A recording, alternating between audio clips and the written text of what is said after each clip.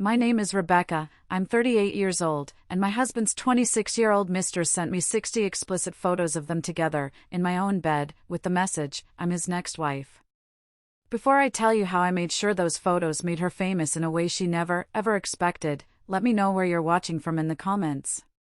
It's always amazing to see how far these stories can reach. Okay. So. The phone. It lit up on the kitchen counter where I'd left it, a single point of light in the darkened room. It was late, almost midnight, and David was supposedly at a work dinner, a phrase that had become increasingly common over the past year. A text message notification flashed. Then another. And another. A relentless stream of them, buzzing with an ugly insistence. I walked over, a sigh of annoyance on my lips, expecting a workgroup chat gone wild or a late-night meme dump from my sister. What I saw instead, it didn't just knock the air out of my lungs. It felt like the floor dropped out from under the entire world. Photo after photo. 60 of them. An avalanche of betrayal delivered through a 5-inch screen. Sophia, his personal trainer from the gym, a girl with bright, empty eyes, barely older than my niece. And David, my husband of 15 years. My David. They were in our bedroom. On the new, 800 thread count Egyptian cotton sheets I'd splurged on last month because I wanted us to feel a little bit of luxury. Some photos were selfies, Sophia smiling triumphantly into the camera, a smug, victorious curl to her lip, with David asleep or passed out behind her. Others were, more explicit. Posed. Deliberate. Each one was a separate, meticulously crafted stab to the heart. And they were all time-stamped. 11:42 p.m. on a Tuesday, the night he was closing a deal. 1:17 a.m. on a Friday, the night of his company retreat. Then came the final message, the one that tied it all together in a neat, cruel bow. A simple line of text beneath the final, most damning photo. I'm his next wife. You are nothing to him anymore. For a full minute, I couldn't move. I couldn't breathe. My hands started to shake, a tremor that began in my fingertips and traveled up my arm. The phone slipped from my grasp and clattered onto the cold tile floor. I braced myself against the granite of the countertop, my knuckles turning white, the only sound in the universe the frantic, panic thumping of my own heart. The world just went silent. There wasn't a scream in me. There were no tears. Just a hollow, ringing void where my life, my trust, my future, used to be. It felt like a punch to the gut, but the fist was still there, clenched and twisting, right under my ribs. After what felt like an eternity, I bent down, my movements stiff and robotic, and picked up the phone. The screen was cracked, a spiderweb of fractures across the glass, but the images were still there. Gleaming. Taunting me. And that's when something inside me shifted. The shock didn't disappear, but it froze. It crystallized into something else. Something cold, and hard, and terrifyingly clear. I looked at the photos again, but this time, through the haze of pain, I wasn't just seeing a betrayal. I was seeing data. Timestamps. GPS locations embedded in the metadata. I was seeing evidence. I walked over to my laptop, my feet silent on the hardwood floor. I opened a new folder on my secure, encrypted drive. I didn't name it Cheating Husband or The End of Everything. I named it Project Restructure. And one by one, with methodical precision, I downloaded every single photo, every message, every scrap of data. I didn't know it then, sitting there in the sterile blue light of the screen, but this wasn't just about an affair. This was the start of a war. And I had just been handed the battle plans. You know, for 15 years, I thought we had it all. Not a fairy tale, movie-perfect life, but a real one. A good one. There's a photo on our mantelpiece from our wedding day. David, so impossibly handsome in his tux, looking at me like I was the only person in the world, like I was a miracle. I was a 23-year-old marketing assistant with big dreams, he was a junior financial advisor with a hunger to succeed. We built everything from the ground up, together. I remember our first tiny apartment, celebrating with cheap pizza on the floor because we hadn't bought a table yet. We celebrated every small win, his first big client, my first real promotion. We planned for the future, sketching it out over glasses of wine. We had a chart for the college fund for the 2 kids we swore we'd have. We even joked about what inheritance we might leave them someday. Our combined salary wasn't huge at first, but it was ours. We were a team. He was my rock. I remember when my father passed away. It was sudden, a heart attack. The grief was a physical weight, and I thought it was going to crush me.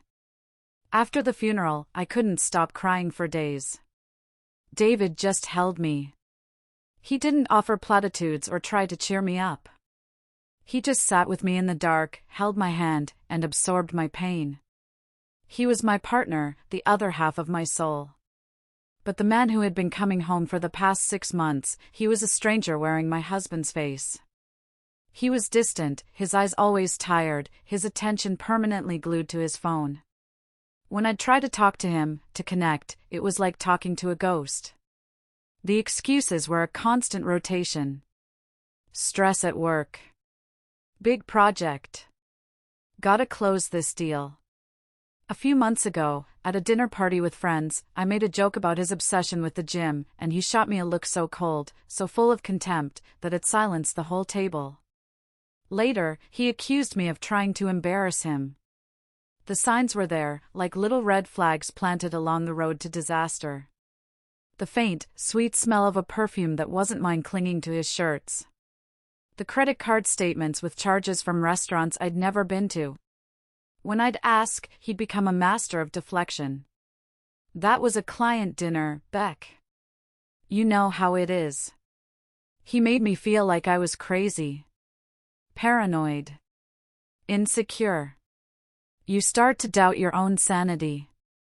You believe the lies because the truth is simply too catastrophic to consider. You don't build a life with someone for 15 years to throw it away on a suspicion. You trust them. You give them the benefit of the doubt. You believe in the foundation you built together, even as it's cracking under your feet. But my life wasn't just David. I had a career. A damn good one. For the last 12 years, I'd been climbing the ladder in digital marketing. I wasn't just an assistant anymore, I was a director at a top agency in the city, managing a team of 15 and a multi-million-dollar budget. My job is to understand why people do what they do online. I build complex campaigns, I analyze user behavior data, I find patterns in the chaos, I track digital footprints across the web.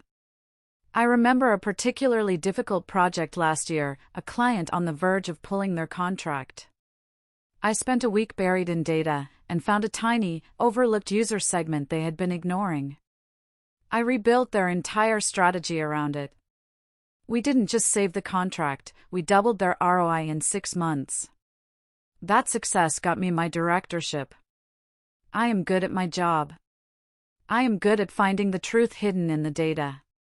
I remember telling my team during that project's kickoff, everyone leaves a digital footprint. Whether they want to or not, they leave a trail. Our job is to follow it.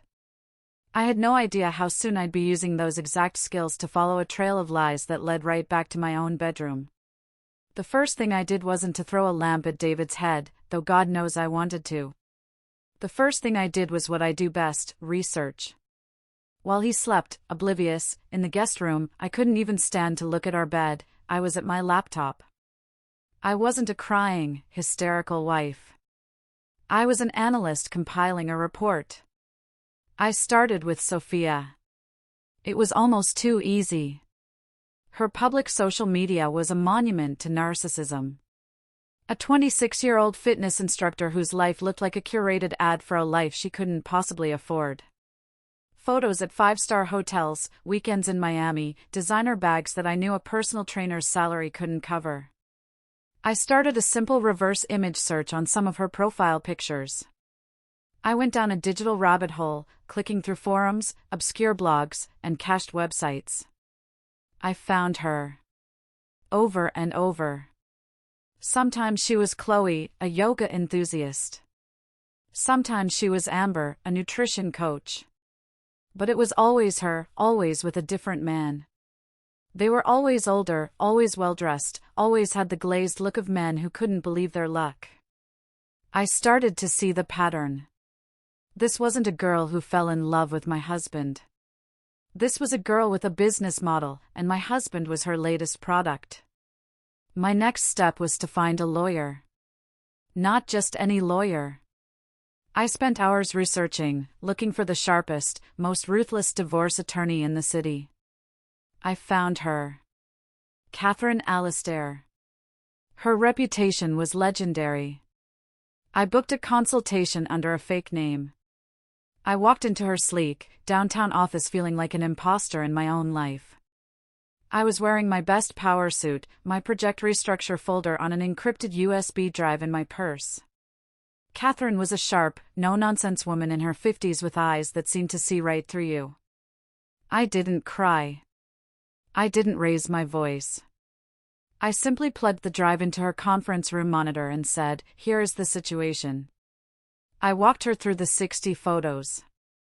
Then I showed her the spreadsheet I'd started on Sophia's online activity, the other men, the expensive lifestyle, the network of connections I was beginning to map out. Catherine watched, her expression unreadable. She scrolled through the images, her face impassive. When I was done, she leaned back in her expensive leather chair. She didn't offer pity. She offered something infinitely better. Respect. "Rebecca," she said, her voice firm and clear. "In 25 years of family law, I have seen some truly ugly situations. But I have never seen evidence so meticulously documented by a client before the first consultation. This isn't just a case. This is an airtight vault. We will not just win. We will annihilate them." I felt a flicker of something, the first positive feeling in days. It was the feeling of being seen, of being validated. "His family has significant assets," I said, my voice steady. "A potential inheritance he's always counted on." Catherine smiled, a thin, dangerous smile. "By the time we're done, he'll be lucky if he inherits their debt." That night, I took the next step. I bought the domain name citysecrets.com. I spent the entire night building a simple, anonymous blog. It was clean, professional, and optimized for search engines with every keyword I could think of: cheating, affair, mistress, betrayal, divorce. I wrote the first post. I changed our names, calling myself Eleanor, David Mark, and Sophia Chloe. But I kept every other detail exactly as it happened. The sheets. The timestamps. The taunting message. I poured all the cold, hard, factual pain into that post, crafting it not as a diary entry, but as a case study. At 4 a.m., with the sky just starting to turn a bruised purple, I stared at the publish button. This was the point of no return. My finger trembled as it hovered over the mouse. Then I took a deep breath, and I clicked. I watched the little confirmation message pop up: "Your post is now live." A wave of pure terror and adrenaline washed over me. I got up and walked to the window, watching the city wake up, my own little digital bomb now floating out there in the ether. I went back to the computer and saw the first view. Then 10. Then 100. It was a digital heartbeat, and it was getting faster. The blog exploded. I had expected a few hundred views, maybe a handful of sympathetic comments from strangers. What I got was a tidal wave. Within 48 hours, it had 50,000 views. By the end of the week, it was over 200,000. But it wasn't the numbers that shocked me. It was the comments. Hundreds and hundreds of them. Women from all over the country, from all walks of life, sharing their own stories. "This happened to my sister, they drained her husband's accounts. My ex-husband did the same thing, met her at the same gym. The girl even used the same lines on me, word for word." It was a chorus of shared pain, of shared betrayal, and my little blog had become its sanctuary. But the marketing analyst in me couldn't just sit back and watch. This was a focus group, and I was going to analyze the data. I started to categorize the comments in a spreadsheet, just like I would for a campaign analysis. I wasn't just looking for sympathy, I was looking for patterns. I tagged them by location, by the details they shared, the name of the gym, the brand of champagne they were always drinking in their pictures, the pet names they used. And I started seeing connections. The same gym chain, Ascend Fitness, was mentioned 5 times in 3 different states. A specific high-end restaurant in another city was mentioned twice. Certain phrases, certain manipulative tactics, kept repeating like a script. This wasn't just a collection of sad stories. This was a franchise. I decided to be proactive. I created a secure, anonymous email address and replied to 3 women whose stories were the most detailed and credible. I wrote, "I'm the author of City Secrets. I believe our stories are connected. I am building a case. Would you be willing to speak anonymously?" 2 of them never replied. I understood. They were scared. But the 3rd one did. Her name was Emily. Her email simply said, "I know who you're talking about. I used to work at Ascend Fitness. It's worse than you think. I have proof." My blood ran cold. I arranged a call with her, using an encrypted app. Her voice was shaky at first, a nervous whisper. She was terrified of retaliation from Sophia. "She's not just a mean girl, she's dangerous," Emily whispered. I spent 20 minutes not asking for information, but explaining my methodology, how I was protecting sources, how I was building a wall of data. I had to earn her trust. Finally, she took a deep breath. "Sophia wasn't just a trainer," Emily said, her voice growing stronger. "She was the ringleader of a group they called the Platinum Circle. They would target wealthy, married men at the gym. They had a system, a playbook. They shared information on their targets. When I quit, I was so disgusted. I took something with me. I copied a folder from her laptop. I didn't know what to do with it, but I couldn't just leave it there. 2 days later, an encrypted file transfer notification popped up on my screen. I downloaded the contents. It wasn't a folder. It was an arsenal. A black notebook, scanned page by page, and a USB drive's worth of files. What I saw on that drive, it changed everything.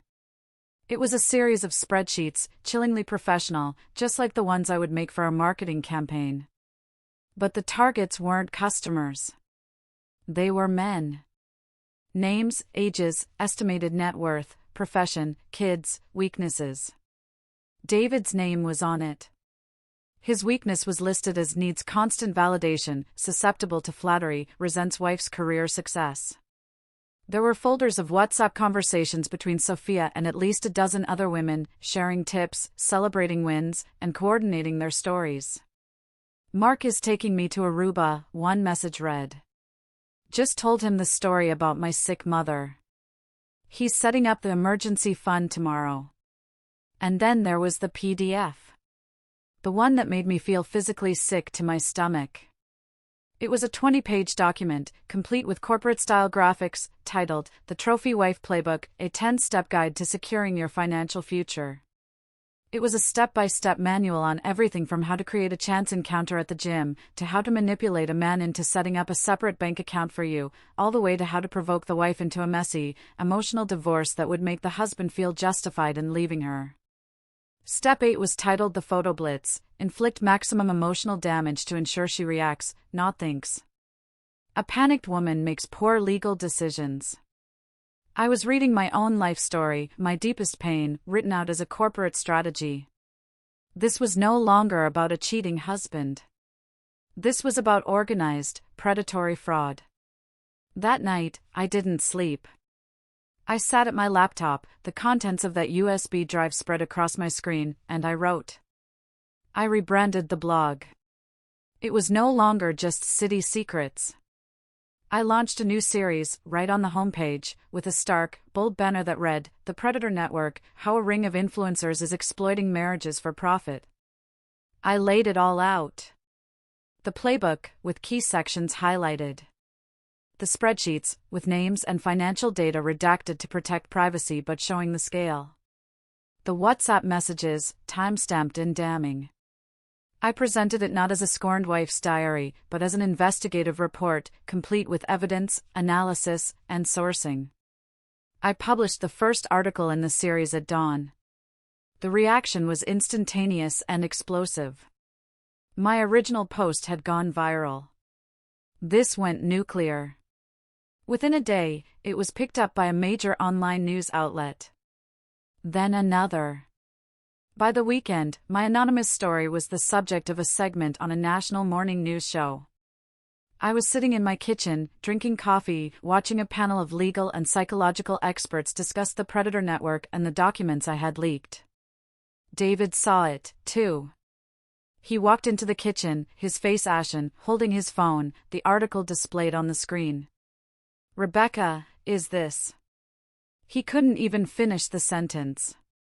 I just looked at him, my face a mask of stone. I didn't have to say a word. Then, the phone rang. It was an unknown number. I hesitated, then answered. A serious, professional voice on the other end. "Is this the publisher of the City Secrets blog?" It was a journalist, a well-known investigative reporter from a national newspaper. And an hour after that, another call came. This one was different. The voice was calm, authoritative, and it made the hairs on my arms stand up. "Ma'am, my name is Special Agent Phillips with the FBI. We have been investigating a multi-state financial fraud ring for the past 18 months. They've been very good at hiding their money. Your blog, and the documents you've published, just provided us with the last piece of the puzzle we needed to connect their activities to specific individuals. We need to talk." That was the real twist. My quest for personal justice had accidentally intersected with a federal investigation into financial crimes and money laundering. These women weren't just breaking hearts, they were breaking federal laws, moving money in ways that had gotten them on the government's radar. My evidence, the photos, the playbook, Emily's testimony, gave the FBI the probable cause they needed to get warrants for financial records and arrests. A week later, I was watching the evening news. And there she was. Sophia. No longer smiling smugly in my bed. This was a mugshot. Her face, pale and shocked, stripped of all its makeup and arrogance. The headline scrolled across the bottom of the screen, 12 arrested in $1.80 million romance fraud ring. They showed her being led away in handcuffs from her luxury apartment building. I had promised to make her famous. And I had kept my promise. The house was quiet. The media storm had started to calm down, at least for me. The FBI had what they needed, the story was now in their hands. All that was left was the silent, gaping wreckage of my own life. David finally came to talk to me. He didn't come with anger, or excuses, but with a profound, soul-crushing shame that seemed to make him smaller. He sat across from me on the living room sofa, a piece of furniture we'd picked out together, now a chasm between us. "I saw the news," he said, his voice barely a whisper. "They said I was a mark. They had a file on me. On my finances, my parents' inheritance, everything." He looked up, his eyes, once so full of life, were now hollow and pleading. "Beck, I was a victim too. Don't you see? She played me, all of it was a lie. I was stupid, so stupid. I let him talk. I let him pour out all the justifications, all the self-pity, the whole narrative where he was the real victim. The old me, the wife of 15 years, would have argued, or cried, or maybe even felt a sliver of pity for this broken man.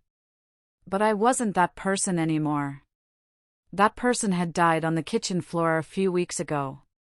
When he was finished, his voice trailing off into a pathetic silence, I didn't say anything. I just stood up, walked over to my briefcase, and pulled out 2 sets of documents. I laid them on the coffee table between us. On the left was a copy of the divorce papers my lawyer had drawn up, signed and dated by me. On the right was a stack of our financial statements from the last year, with every suspicious withdrawal, every lavish gift to Sophia, every transfer to accounts I didn't recognize, highlighted in bright, unforgiving yellow. This, I said, pointing to the financial statements, is your weakness, David. Your need for an ego boost, your carelessness with our money, our future, the college fund we planned. That's the door you opened. They didn't have to kick it down, you held it wide open for them and offered them a drink. I pushed the divorce papers towards him. I don't hate you, David. To hate you, I'd have to feel something. And I don't. I feel nothing but the need to move on. He stared at the papers, then back at me, his last bit of hope crumbling. What do you want me to do? My signature is already on them, I said, my voice as calm and steady as a frozen lake. This is my way out.